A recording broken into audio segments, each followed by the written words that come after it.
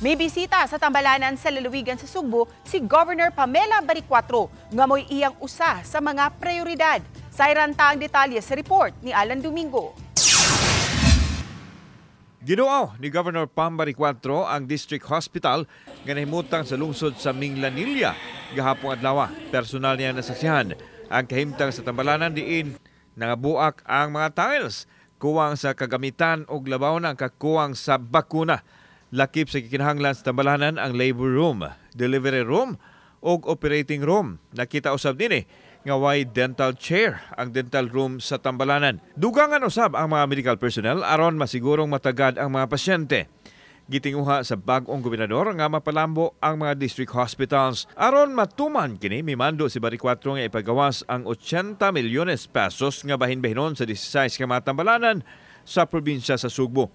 Kini aron maggamit sa mga gikinahanglan sa pagtagad sa mga pasyente. Una nang ibanaan sa gobernador nga unahon ang pagtagad sa iyahang administrasyon ang healthcare system sa lalawigan. Ang Suroy-Suroy program ilang i-redesign sa pagsuroy-suroy sa mga panginahanglan sa mga tao, apil na ang mga tambalanan.